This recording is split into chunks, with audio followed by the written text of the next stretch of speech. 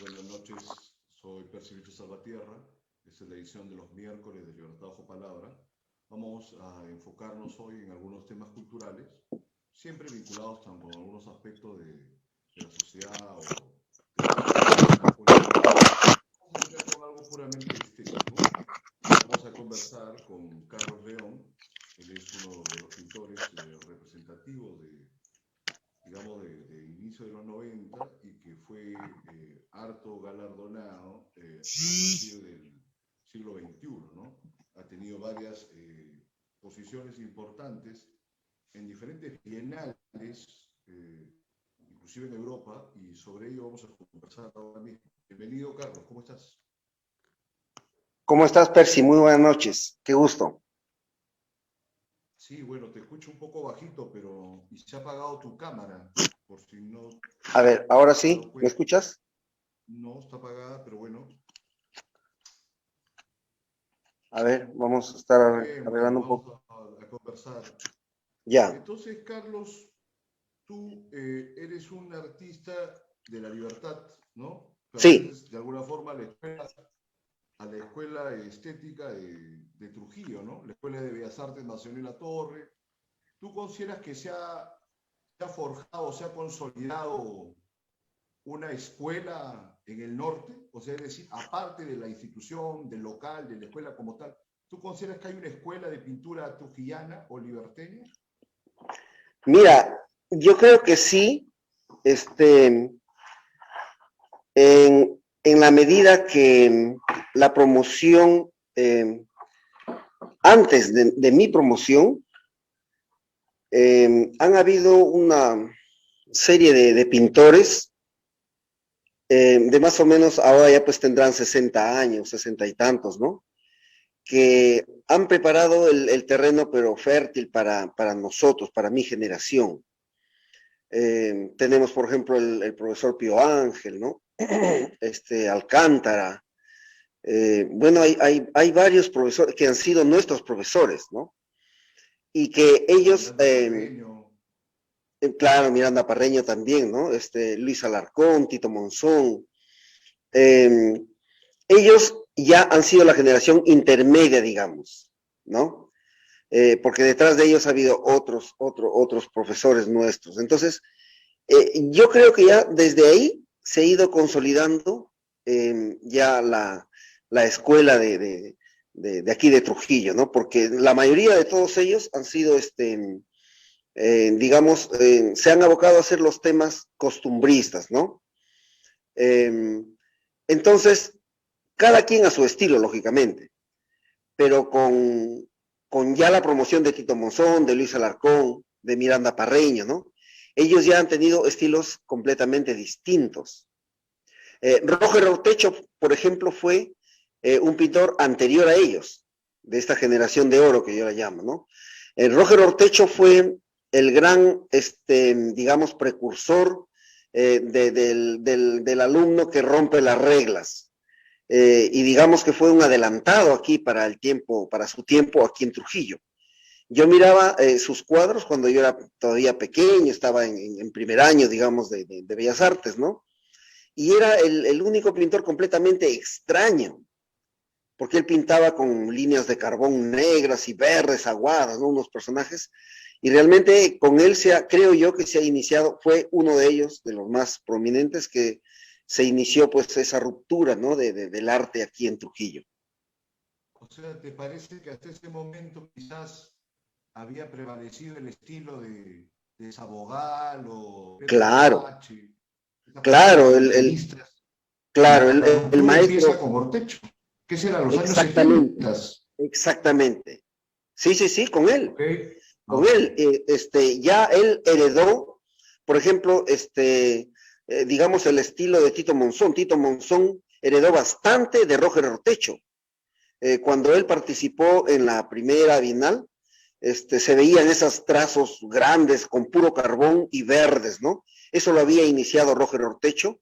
Y cosa curiosa, te digo que casi nadie pues valora, ¿no? Y nadie reconoce, ni el país mismo reconoce a sus grandes, a veces héroes anónimos, ¿no? Aquí la ciudad no reconoce eso, ¿no? En Roger Ortecho. Yo creo que él ha sido el gran mm, desobediente, ¿no? Para la causa que nosotros ya estamos, digamos, hemos dedicado nuestra vida en desobedecer las Es reglas, ¿no? importante que tú señales que con él arranca, digamos, la innovación o la Sí, sí, sí, renovación de la tradición exactamente, pictórica, que bueno, sí estaba bien arraigada en el norte, pero sobre todo por estos caminos del indigenismo, ¿no? Con exactamente. Zagual, Azabache y Sí, todos sí, los sí, demás. perfecto, Qué raro, perfecto. porque eso surge en el tiempo de las vanguardias, ¿no? Puede ser una Claro, curiosidad que habiendo sido el momento de las vanguardias, esta de los años 30 o 20, hayan derivado por esos rumbos, ¿no? Más bien sí, como que son reivindicacionistas de algo antiguo, pero son curiosidades exactamente. pues, que a veces tiene la historia del arte, ¿no? Claro, porque mira, en esos años las exposiciones, pues, la mayoría de los temas, pues, eran el paisaje, ¿no? Y la inclusión del personaje andino, ¿no? Pero, de pronto veías un cuadro, la tela, digamos, desnuda, la tela, la base, y unas líneas con carbón gruesas, ¿no? Y unos chorreados, verdes esmeraldas, eran unas mujeres así dibujadas, insinuadas. Entonces era extraño ver esas cosas, pues, ¿no? Como te digo, en ese tiempo yo todavía era un alumno de primer año, entonces lo miraba pues abismalmente eh, esta situación, ¿no? Después, por ejemplo, yo me hice gran amigo con Miranda Parreño. Con Miranda Parreño hemos salido muchas veces, yo siendo alumno de primer año. Entonces, aprendí mucho de él. Pero yo ya entré en los años, el año 87 yo entré a Bellas Artes sabiendo que tenía que encontrar un estilo. Yo ya entré sabiendo eso, ¿no? Entonces para mí fue, digamos, un poco más fácil porque desde la primera clase yo supe eso, gracias a un amigo, Edgar Carbonell, que él estaba en quinto año cuando yo entré recién a primer año.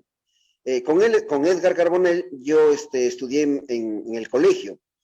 Terminando el colegio, el año 83, él estudió en Bellas Artes. Pero yo quise postular a medicina y a Dios gracias que no ingresé. Las 3 veces que intenté y estudiaba duro, la verdad que es durísimo. ¿Eh? Sí, sí, sí, yo Claro. estudiaba becado en varias academias aquí en Trujillo, me paseaba por las academias, ya me conocían. Pero le agradezco tanto a Dios infinito que me haya permitido no ingresar. Claro que, claro Se que hubiera perdido esas una 3 veces beca. yo me venía llorando, ¿no? Bueno, decía, ¿qué va a Claro. ser de mi vida, Señor? ¿Qué voy a hacer, no? Entonces, finalmente apelé a ese hervidero, pues, que uno tiene adentro, ¿no? Y digo, bueno, pues, voy a estudiar lo que realmente me gusta, pero esa afirmación, pues, lo hacía con mucho miedo, ¿no? Porque en esos tiempos no se desobedecía tan fácilmente a los padres, ¿no? Y mi papá, más aún que era policía, yo digo, pues, oye, me va a dar una tunda, pero de esas que no. Pero calladito, yo, sin decirle a ellos, yo me matriculé en Bellas Artes, ¿no? Postulé. Esa más o menos ha sido la historia, ¿no? Y yo leí un apunte, creo que de Salazar Mena, que encontré en el internet, que inicialmente tú te habías orientado por la escultura Sí, y que sí, luego sí, hubo sí, una mediación a la pintura sí. que digamos, sería interesante que nos comentes, Carlos. Mira, lo que pasa es que en mi tierra, en mi pueblo donde yo nací, que se llama Guaranchal, Guaranchal. más o menos está así a 4 o 5 horas de aquí de Trujillo al noreste, digamos, de Trujillo, ¿no? De Otusco está a 2 horas y media. ¿Perdón? Está cerca de Otusco, ¿no? Sí, exactamente. Guaranchal es la tierra de la granadilla. Hay baños termales, la granadilla, el café, el mejor café de la región y el poroto. Entonces, allí yo jugaba con mis amigos de mi edad, con un material, era una arcilla, pero era como una crema que a veces uno lo encontraba en los lugares húmedos. Era pura arcilla, o sea, realmente pura, que había que sacarlo con el dedo índice, porque había unas vetas muy finísimas, ¿no? Entonces, Esa arcilla que nosotros la conocimos como cachipul, posiblemente es una palabra cuy o quechua, no sé, o la mezcla de los dos, pero, y nosotros hacíamos alcancías, lógicamente que no había monedas para ahorrar, ¿no? Pero las alcancías generalmente hacíamos gallinas, animales, ¿no? Entonces había tanto barro y había tantas formas escultóricas que hacíamos todos que las teníamos que romper de nuevo y hacer más. Entonces yo viví hasta los 7 años en Guaranchal. Por eso es que cuando conocí la Escuela de Bellas Artes me incliné en primer orden por la escultura. Pero después, sí, pero después me jaló la pintura, ¿no? Mira, en el año 2009, uno de los ex directores del Museo del MoMA, el señor Gregorio Luque, al ver mi cuadro en Florencia, Italia, al que fui invitado, me dijo, Carlos... cuarto, creo que es la Bienal de Florencia, ¿no? La primera vez que fui quedé en tercer lugar. Fue allí donde el señor Gregorio Luque me dijo, Carlos, permíteme sentarme en el suelo. Mira, se sentó en el suelo y vio mi cuadro. Me dijo, explícame, ¿qué es esto? ¿No? Se llamaba Fiesta de las Raíces, mi cuadro. Entonces me dijo, mira, tú debes de inclinarte, debes de hacer escultura, porque tus cuadros están reclamando ser esculturas. Y bueno, es una frase que me acompaña, ¿no? Y resuena constantemente. Lo que pasa es que casi no tengo tiempo porque constantemente estoy innovando, ¿no? Tratando de darle mayor personalidad a los personajes. Pero en algún momento, yo tengo, bueno, 3 esculturas que hice en madera, ya no me queda ninguna, pero me encanta la escultura, ¿no? Pero ya llegará un momento en que tengo que tal vez dejar de pintar un poco para hacer escultura. Ahora, quería preguntarte, Gerardo Chávez, digamos, es de alguna forma el pintor, si no más reconocido, bueno, también por edad, ¿no? Sí. Trujillano, ¿no? Entonces, Sí. ¿ha significado o implicado algo para tu propio ejercicio o por amistad? ¿Qué nos podrías comentar al respecto? Sí, mira, el maestro a quien yo estimo mucho y él cada vez que viene aquí a Trujillo me llama, todas las veces que viene me llama y vamos a departir en su casa, ¿no? Siempre ha sido así. Mi admiración por el maestro Gerardo ha sido y es, ¿no? Enorme, ¿no? Y es mi mayor referente, el mayor referente de mi trabajo.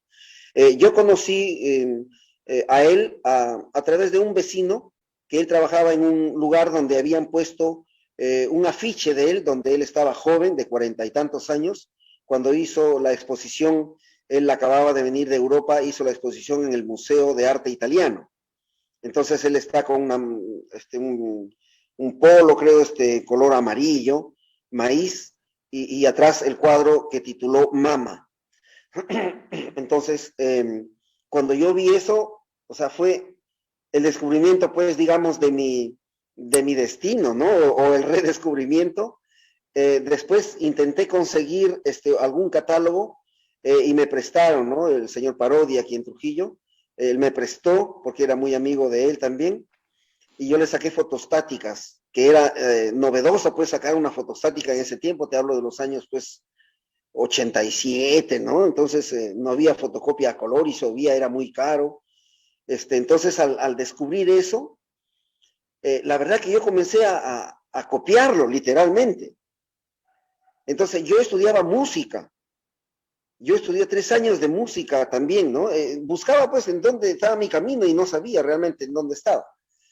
Entonces yo comencé a hacer unos falos, comencé a dibujar falos y a sacarle copias y a regalar a todo el mundo. Entonces fue una cosa interesante porque desde siempre me ha caracterizado esta desmedida pasión por el dibujo, ¿no? Entonces, los hacía realmente de manera muy rápida y me fascinaba a tal punto de que dejé la escuela de música porque la sentía muy fría, porque tenía que aprender los ritmos, los silencios, y era extremadamente frío y yo necesitaba otra cosa, ¿no? Más, en la que intervengan más mi sentir, mi percepción. En la música también hay, pero primero hay que pasar por la matemática de la música, digamos, ¿no? Entonces hice una exposición ahí, en la escuela de música, siendo alumno todavía de música, y la directora pues me dijo, oye, tú debes estar allá, en vez de que estás estudiando acá, debes estar en Bellas Artes. Lo llamó al director, le dijo, bueno, aquí hay un alumno que para inquieto por dibujar, dibuja por todos lados, ya me han dicho de él, a ver si lo recibes allá, hombre, le dice, porque acá no. Le dijo, pero la semana pasada han sido los exámenes y ya mejor que espere para el otro año. Bueno, entonces tuve que estudiar música todo ese año, pero con la desesperación tremenda bueno, de esperar, pues, y postular, ¿no? Y postulé calladamente, sin decirle a mis padres, y ingresé. Mira, lo que tú nos comentas nos deja en claro que la búsqueda de tu propio camino y de tu medio de expresión, pese a que tenías esa cercanía desde niño, se fue dando gradualmente. No se Exactamente. esperaría uno que hayas querido ser un médico, un científico, luego un músico, hasta que llegaste y fuiste encontrando tu propio sentido y tu propio camino a través de Bellas Artes y de la pintura, más que nada. Así es. Ahora, Sí, hablamos de la ruptura que se da a partir de Ortecho, ¿no? ya, Respecto de los cánones indigenistas, y empieza esta ruptura y esta innovación, y quizás propiamente ya, digamos, el establecimiento de una escuela artística, ¿no? En Trujillo, pero sí, tanto Chávez como varios otros de los artistas que hemos mencionado, y tú mismo, o sea, no están dentro de los esquemas del indigenismo, pero tienen sí siempre una fijación o tienen una vinculación con el mundo prehispánico y exacto. no se les ve como interesados en tratar de europeizarse o de europeizar sus formas, sino al contrario, de hallar un lenguaje y una expresión, pero muy bien anclada en esta tierra. Eso, Exacto. digamos, ¿qué nos puedes comentar al respecto, Carlos? Mira, Trujillo, así como casi todo el Perú, ¿no? Y toda esta región, te voy a contar que más o menos, tal vez hará 10 años o 9 por ahí, que hicieron una carretera de Moche, ¿no? Es un pueblo hermosísimo de aquí a 10 minutos de mi casa, de la ciudad Pedro de Azabache, Trujillo. gracias. Antonio Claro, Pedro Azabache. de Moche hicieron una pista a Las Delicias, que es un balneario a la orilla del mar. Literalmente la caterpillar sacaba guacos, así como sacan los camotes las máquinas así. Porque Claro, yo los me contaba, tractores, ¿no? exactamente, Ajá. un amigo nos contaba que la gente se apostaba y a las ganadas sacaban sus guacos y se lo llevaban a su casa. O sea, Increíble. cosechaban guacos, ¿te imaginas? O sea, vivimos pues en este mundo, en este país recontra maravilloso, ¿no? Parece una fantasía, ¿no? Pero es realidad. O realismo Es la realidad, mágico, o sea, claro, ¿no? no es una figura literaria, es la verdad, ¿no? Entonces, aquí en mi distrito, que es Vista Alegre, colindamos con un distrito, un balneario de Buenos Aires, Sector también Larco, ¿no? Claro. para la parte sur de Buenos Aires, que esto es parte de Chanchán, del sur de Chanchán, también varios amigos haciendo sus casas han encontrado huacos. O sea, prácticamente tú haces un hueco y encuentras un hueco. Entonces, ¿cómo no estar, digamos, invadido por este influjo tremendo, ¿no? De toda esta historia que se ha gestado aquí en nosotros. Aquí tenemos Chanchán a 10 minutos, la Huaca del Sol y la Luna a 10 minutos, a 25 minutos, el Brujo, Vuelta a Caballo Muerto, para oeste, perdón, para norte, sur y estamos llenos de vestigios, así como en todo el país, ¿no? Entonces, Y ahora con la es carretera de Huanchaco a Magdalena de Cao, todo queda mucho más mucho cerca más también. rápido, en 15 minutos, en 15 Trujillo minutos está estás en allá, esa ¿no? encrucijada de culturas. Ya es un buen Exactamente, punto. exactamente. Entonces, mira, así como, digamos, en la época de la posguerra en Europa, nuestros literatos y pintores iban a Europa, y por ejemplo, Cis lo dijo, ¿no? Yo me di cuenta que era indio, dijo, cuando fui por allá, ¿no? Entonces, a mí me pasó lo mismo. Cuando fui a Europa, me daba cuenta, o sea, de la tremenda riqueza cultural que tenemos. Y a veces es necesario salir, pues, para ver el pizarrón de lejos, lo que nos escribe, ¿no? Para valorar enormemente la cantidad, el acervo que tenemos, pero es inmenso, ¿no? Una vez estaba en Finlandia y le preguntaba acerca de la historia del país, dónde se puede ver, ¿no? Bueno, me respondieron, tenemos un poquito menos de 100 años de constituidos y no tenían ese basamento que tenemos nosotros. O sea, nosotros tenemos hasta Es el milenario, hartazgo. claro. Exactamente. Entonces, nosotros como, o sea, de manera natural, yo diría que lo tenemos en la sangre, ¿no? El músico, el poeta, el pintor, no se puede sustraer a este influjo tremendo en nosotros, ¿no? Entonces, está en nosotros darnos cuenta de este mundo maravilloso en el que vivimos, de este país riquísimo culturalmente y de todo, en todo sentido es rico este país. ¿Y por qué no escarbar por ahí, precisamente? Y esto es un consejo para los jóvenes, ¿no? Que andan buscando innovaciones en el Internet, andan buscando cosas de afuera, cuando aquí está lo más rico y lo más interesante. Entonces, cuando uno tiene la oportunidad de salir a eventos mundiales, tú vas representando al Ande, pues, a nuestro país, ¿no? A nuestra región, somos andinos. Claro. Tú ves ahí asiáticos, ves africanos, entonces la diferenciación del arte es, pues, es bien zanjada, ¿no? ¿Y por qué nosotros no ser, estar orgullosos de estos, Hay de una estas falta de artes? identidad, pues, que parte quizá de la ignorancia o el desinterés, creo yo, inclusive de las autoridades para dar una adecuada instrucción a la gente, ¿no? Me has hecho recordar por un comentario de Alberto Quintanilla, el cusqueño, que él, Sí, bueno, cuando se va a Europa, la gente le sí, decía, bueno, ahora te vas a perfeccionar, ¿no? Y bueno, él comentaba que no tenía que ir a perfeccionar nada, ¿no? ¿Me escuchaste? O sea, él claro, decía, le decían, te vas a perfeccionar Europa, y él les comentaba, pero yo no tengo nada que perfeccionar, ¿no? O sea, yo me voy completo con lo que he aprendido del arte europeo, ¿no? Digamos, en las formas, pero con el claro, basamento también del arte prehispánico, ¿no? El arte autóctono, y todos esos imaginarios a la vez. En tu claro. caso, en tu cultura hay una dimensión, digamos, en la que están presentes siempre grandes rocas o los cerros, escapando, no es un paisajismo, pero siempre hay algunos elementos del relieve, ¿no? Que son presentes. Coméntanos a Sí. ver cómo es esa cercanía, ¿acaso por la proximidad con la sierra? ¿Cómo lo ves? A fin de cuentas, Trujillo Mira, también, pues las ciudades de la costa parecen estar rodeadas de cerros, ¿no? ¿Cómo es tu claro, relación? claro. Sí, mira, siempre a todos los lugares donde tengo la oportunidad de decir algo, siempre recomiendo que los padres lleven a los niños a tener encuentros cercanos, ¿no? Y participativos con la naturaleza, que jueguen con los árboles, con los ríos, si es por ahí cerca, ¿no? Es tan importante que el niño tenga un contacto con la naturaleza, porque eso nunca, así, literalmente, nunca se va a olvidar. Nunca un niño se va a olvidar cuando una tarde el papá o la mamá lo lleva, por ejemplo, a un acuario. Esas experiencias son tan ricas, pero tan ricas, y en algún momento ese niño va a sensibilizarse y va a ser un buen ciudadano, si es que no llega a ser un artista, ¿no? En mi caso, a mí me ha sorprendido todo. Yo jugaba con el río, incluso me atrevía a jugar con el sol. O sea, de niño jugaba con el sol. Sería extraño, ¿no? Pero sí, jugaba con el sol. Yo pensaba que el sol era una naranja inmensa, así me contaban, y que viene a visitarnos todos los domingos, porque los domingos precisamente íbamos solamente a jugar al campo. Entonces jugaba con las plantas, con los árboles, con las piedras.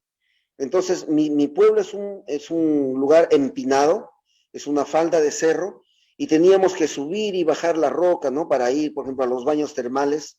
Está debajo de una roca inmensa, ¿no? Y el río es hondo y ahí están los baños termales. Entonces, la presencia de la roca ha sido pues muy, muy clara, muy evidente y constante esos 7 años que los viví. Entonces, imagínate, los 7 primeros años, dicen nuestros amigos, que son los más importantes, ¿verdad? Entonces, es importante en esa edad, pues que los niños, yo siempre digo, coman mucha naturaleza, se alimenten mucho de naturaleza, ¿no? En mi caso ha dado resultado. Bueno, claro, ahora hay cada vez menos oportunidades para que eso pueda darse, pero siempre se puede hallar un tiempo, ¿no? Si se le pone ganas, esa es, digamos, bien tu fase pedagógica. Sí. Pero la cuestión estrictamente artística que te decía, cuéntanos, por favor, ¿hacia dónde ves tú que va, o si se puede decir que hay una proyección del arte, sobre todo trujillano, de lo actual, Sí. ¿no? Eh, ¿Tiene que haber un tipo de lineamiento o hay de repente múltiples líneas? ¿Qué es lo que tú nos puedes comentar al respecto, Carlos? Mira, el arte trujillano ha comenzado a tener un espacio masivo, más o menos a través de mi generación, después de la generación de Tito Monzón, de Luis Alarcón y Miranda Parreño. Este, eh, ¿Por qué? Porque en nuestra generación, a partir de los años 85, 87 en adelante, han comenzado a gestarse los concursos nacionales con mayor asiduidad, ¿no? Y cantidad, porque había aquí en Trujillo, eh, había en Arequipa, en Lima, mayormente en esas ciudades. Entonces, como grupo, cada quien tenía sus búsquedas, lógicamente, imbuidos por el influjo, como te digo, cultural de nuestra ciudad, ¿no? Pero paralelamente a ello, cada quien ha ido haciendo sus búsquedas y hemos logrado un sitial muy importante en la calidad técnica de los cuadros. Tanto es así que cuando, entonces, en mi tiempo, cuando íbamos, y ahora cuando vamos a Lima, que es la ciudad mayor aquí en el Perú, ¿de dónde eres? De Trujillo, allá. Entonces hay que echarle ojo a este pintor. ¿Por qué? Porque viene de una escuela, así como viene la escuela del acuarelismo, por ejemplo, en Arequipa, ¿no? Hay una escuela técnica muy, muy, muy importante aquí en Trujillo. Entonces, en ese sentido, nuestras búsquedas corresponden a temas completamente distintos que, por ejemplo, en Arequipa o que en Lima mismo, que no podría decirlos no podría decir que son las mismas búsquedas, ¿no? Pero que tienen el No, influjo claro. Pero tienen del... esa característica común de la técnica depurada, que dices. Claro, eso es indudable, indudable, por ejemplo, Correcto. y Sí, aquí sí, somos sí. severísimos en esto, porque quien no tiene Sí, una técnica tremendo. buena aquí, la verdad que no llama la atención. Claro. Entonces, sí, hay un dominio formal, lo he visto entre los estudiantes de la escuela, ¿no? O sea, hay una Exacto, exigencia que es exactamente. tremenda, a veces Sí, orientada por profesores como Montenegro o como el claro, mismo Miranda Parreño que tú has sí, comentado, ¿no? por Que son, digamos, supuesto. clásicos de la escuela. Carlos, ha sido un gran gusto poder conversar contigo hoy. Espero que podamos contactarnos próximamente. ¿Quisieras agregar algo brevemente para dar pase al siguiente bloque? Por favor, Claro que un sí. minuto o Gracias, menos. Percy. Adelante.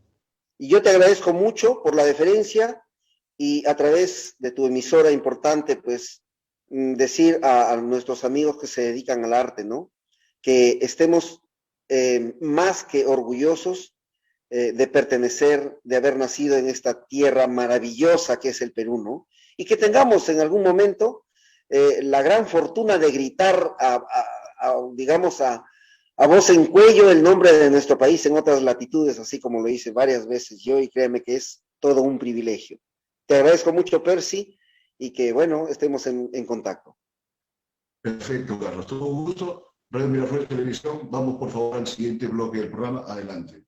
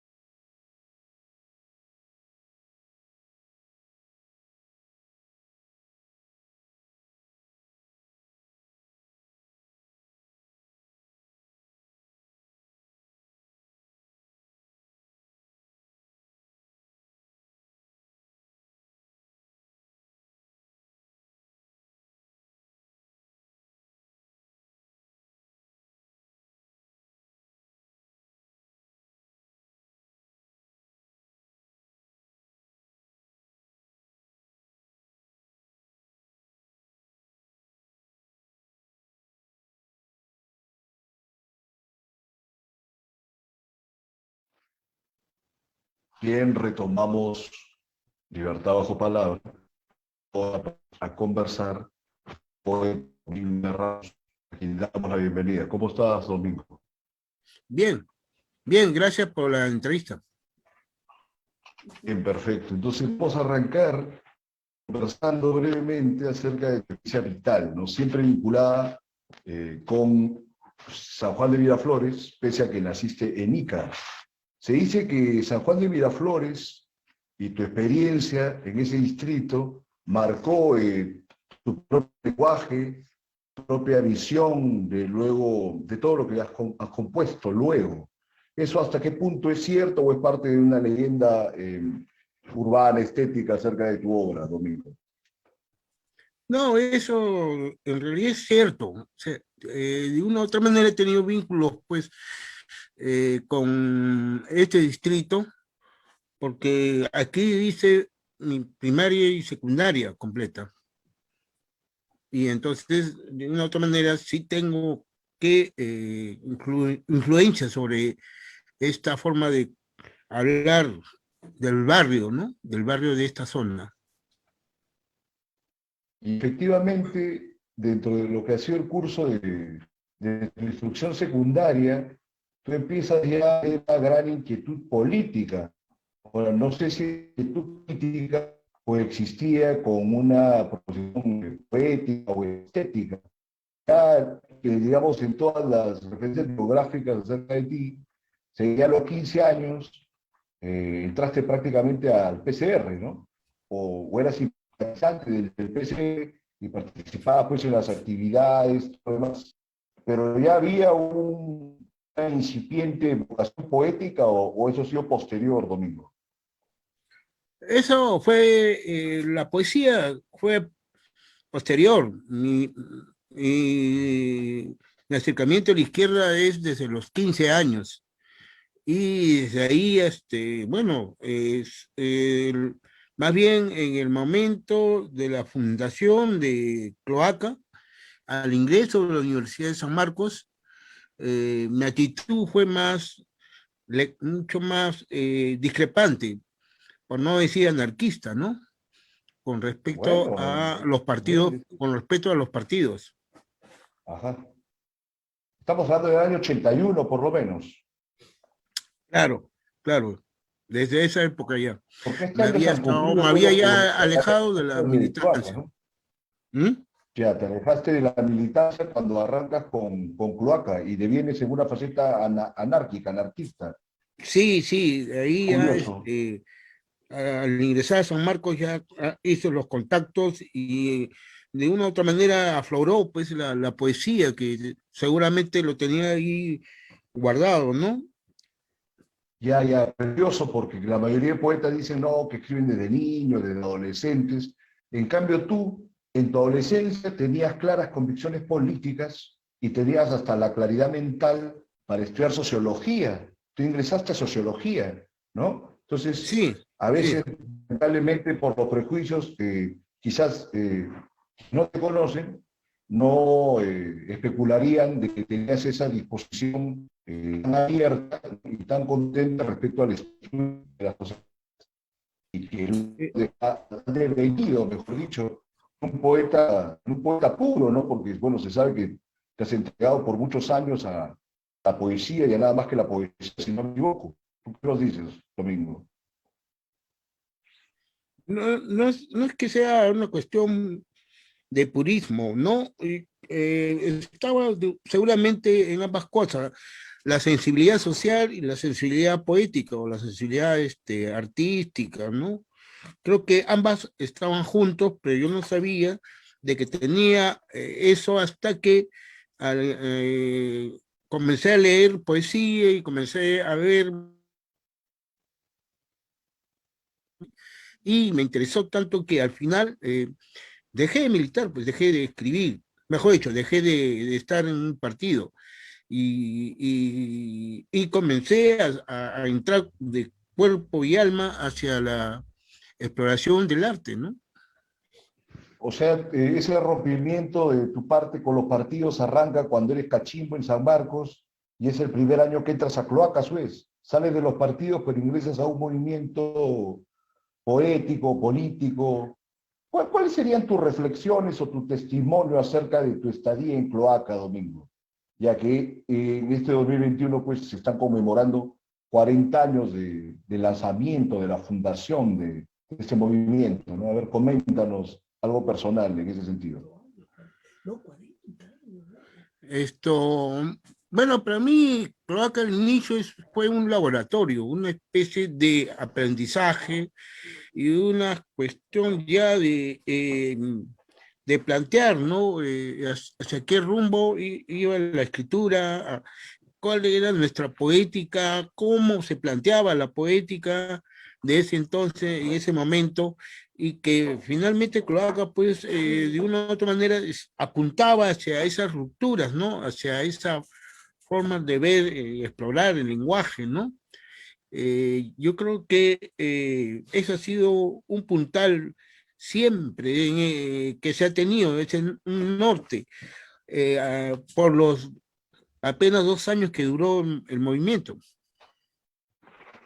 Claro, es algo que siempre me gusta comentarlo, de que han tenido la lucidez de circunscribir el movimiento solamente ese periodo que funcionó, ¿no? No lo han hecho extensivo, por ejemplo, hasta la fecha. Claro que en el movimiento han habido pues experiencias y culturas, y como todo ese material está en Google, ¿no? Para el que se quiera informar más. Pero desde esta perspectiva que te digo ya de la introducción en Cloaca y lo que ha venido después, por ejemplo, yo sigo tu poesía más o menos a partir de Pastor de Perros, ¿no? Pero Pastor de Perros ya es entrado en los años 90, pero en los años 80, por ejemplo, ¿qué volúmenes tú consideras que deberían mencionarse siempre que se hace un recuento de tu obra? O sea, desde tu propia perspectiva, ¿qué poemarios rescatas de los años 80 y de, digamos, que ese temprano influjo de Cloaca? No podría decir muy claramente, pero supongo que el libro más emblemático de esos tiempos habrá sido, pues, Pastor de Perros, ¿no? Y de ahí, bueno, ya vino otros libros que ganó el Copé, Ósmosis, que tiene otra estética, otra orientación muy distinta al Pastor de Perros, por ejemplo, ¿no? Y también más adelante viene Dorada Apocalipsis y Las cenizas de Altamira, que relata un poco mi primer viaje hacia Europa, ¿no? Y ese choque cultural es donde más o menos lo expreso en ese libro de Las cenizas de Altamira. Cuéntanos algo acerca de ese hecho cultural, por los poetas peruanos cada vez que han tenido la confrontación con Europa, no necesariamente han salido bien parados, ¿no? Dice que Juan Gonzalo Ross, uno de los elementos de su propia debate había sido llegar a Europa, ¿no? De lo mucho que Europa prácticamente cualquiera. Hay unos testimonios de lo de Ross. ¿Cómo fue tu caso?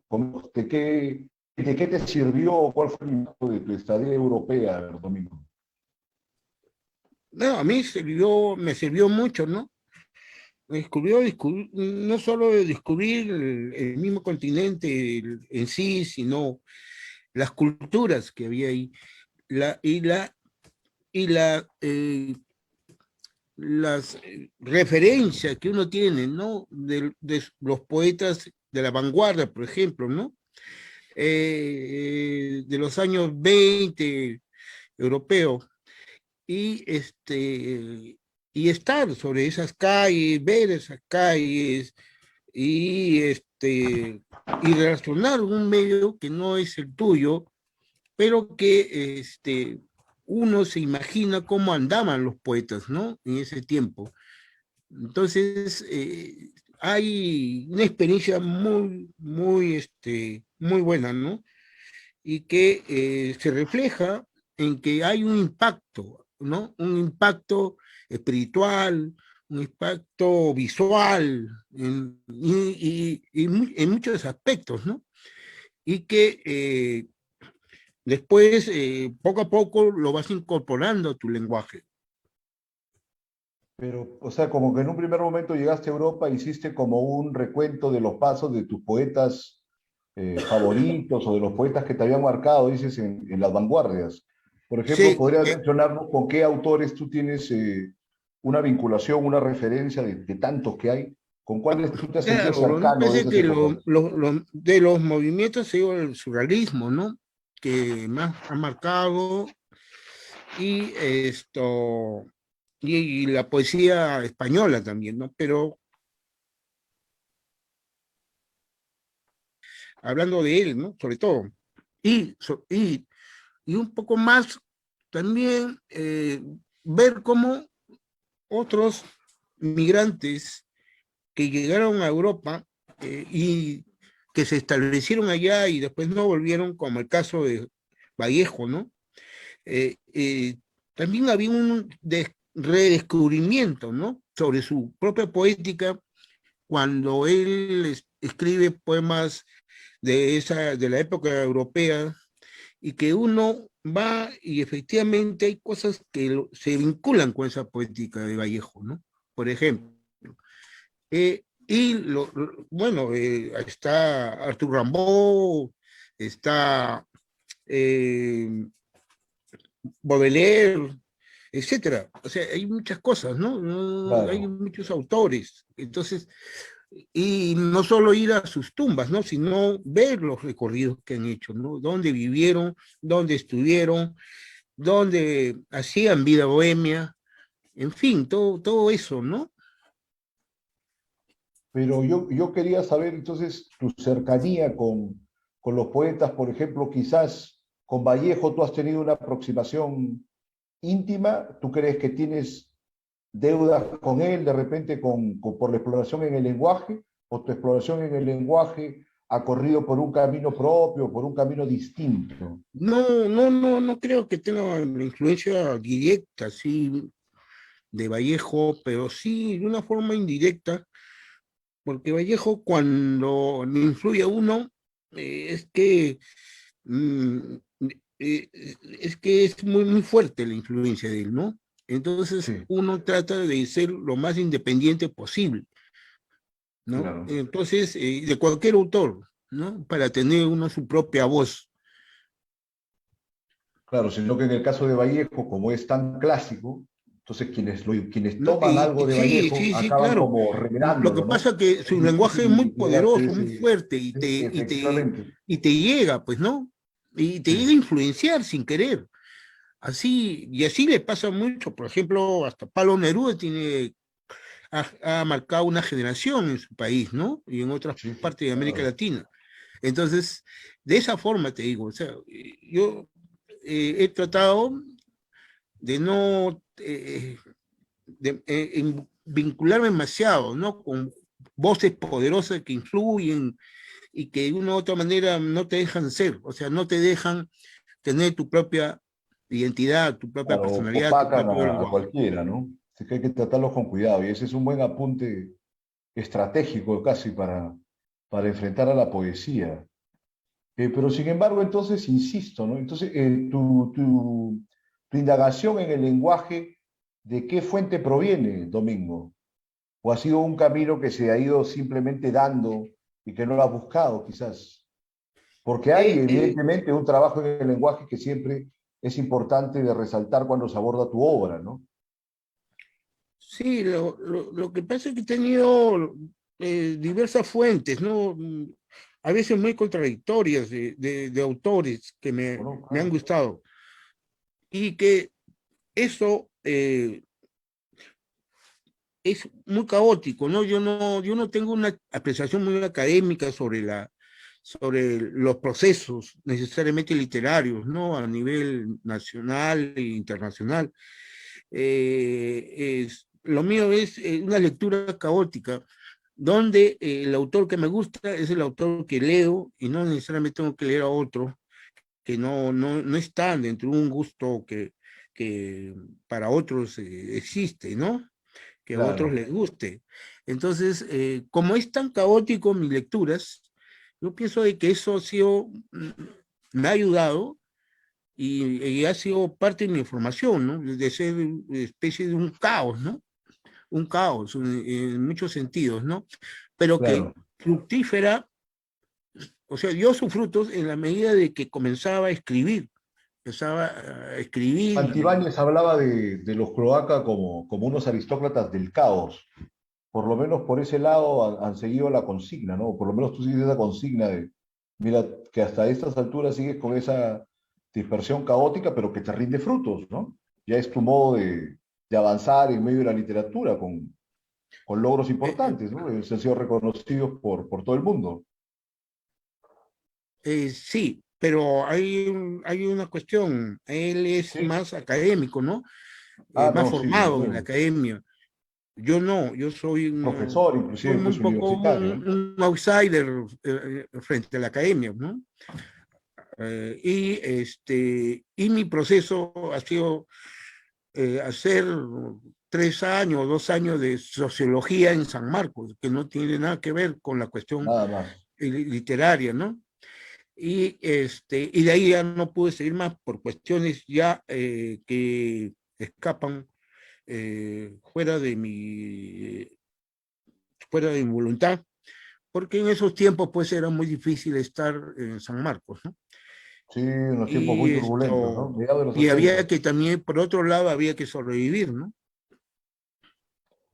Ahora, pese a ello, o de alguna forma se puede decir que Domingo de Ramos y su poesía han corrido con suerte, ¿no? O sea, tienes muchos poemarios que han sido alabados, ¿no? El premio Copé, inclusive se hizo una colección o se hizo una reunión de tu obra que publicó el Fondo Editorial del Congreso, ¿no? Sí, Insufrido Fuego, nada menos, una consagración eh, clásica, ¿no? Con el aval de la burocracia, que bueno, eh, también es como una contradicción o una paradoja, ¿no? sí, pues en realidad eso fue muy azaroso, ¿no?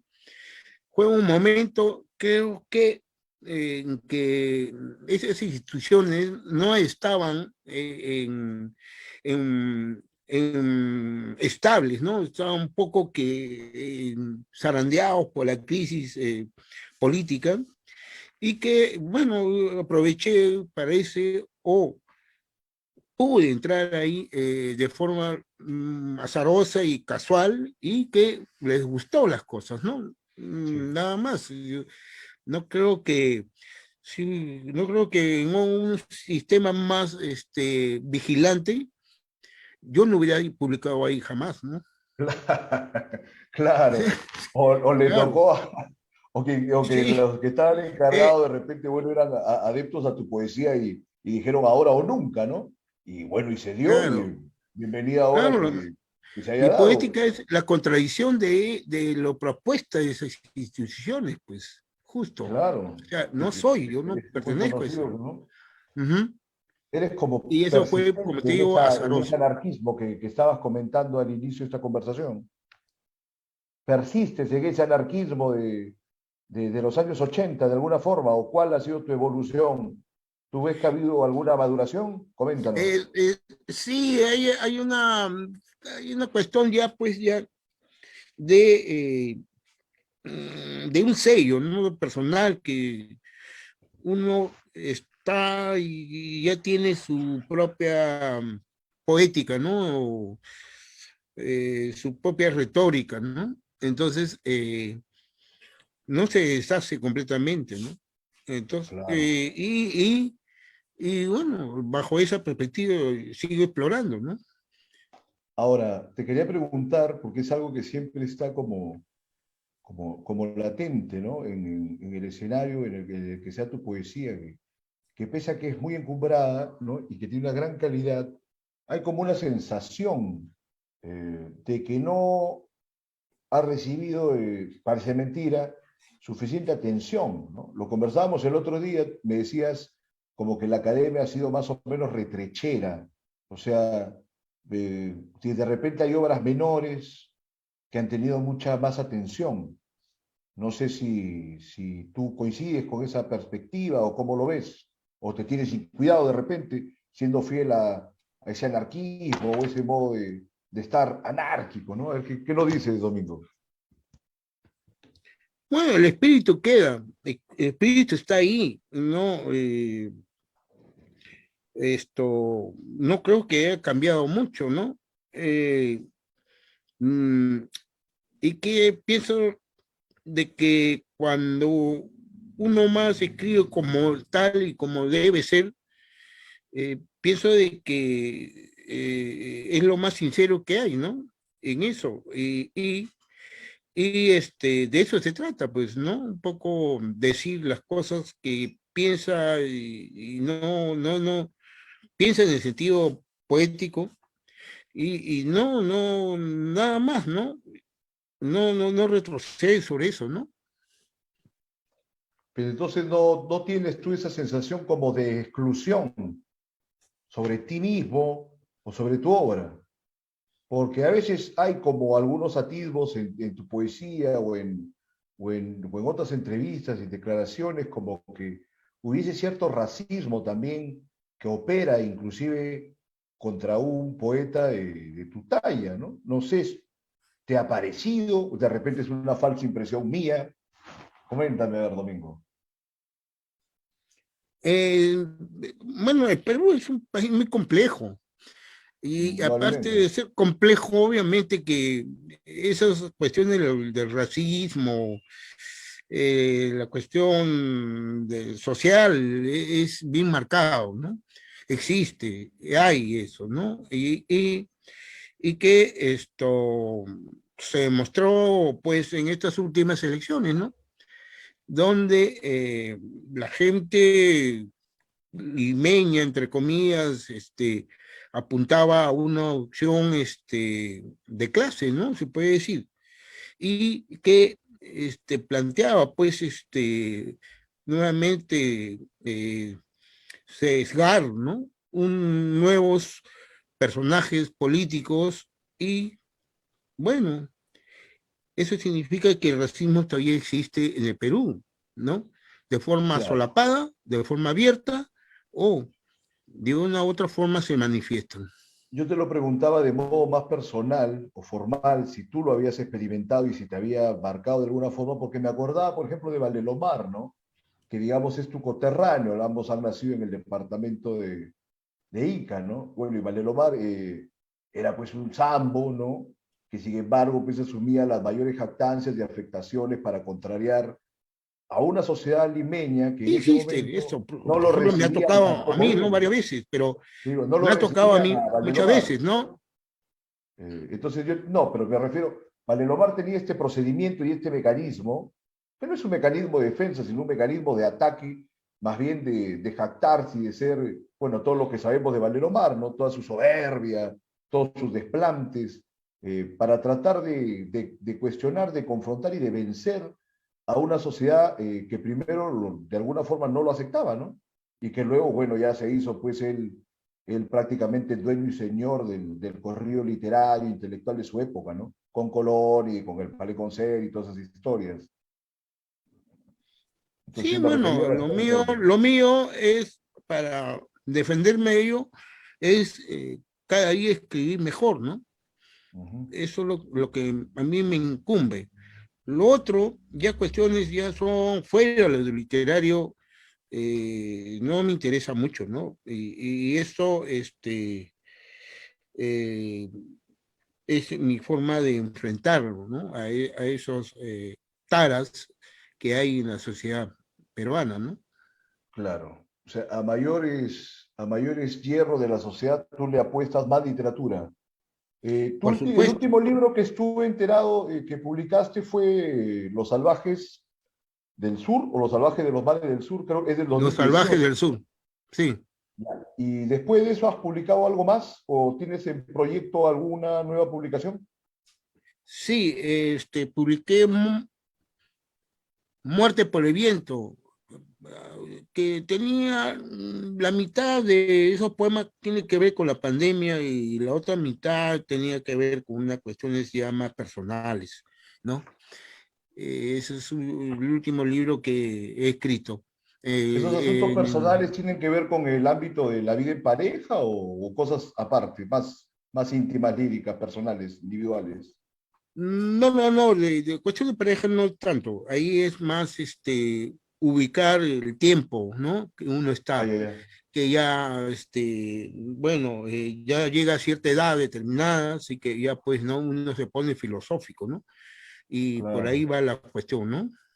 Te preguntaba Más, porque hay más algunos críticos que tratan de existencialista, ¿no? caracterizar ¿Ah? algunas partes, hay algunos críticos o estudiosos que han tratado de caracterizar algunos elementos de tu poética ciñéndose a las relaciones entre pareja, entre la pareja, ¿no? Con las relaciones de pareja, mejor dicho.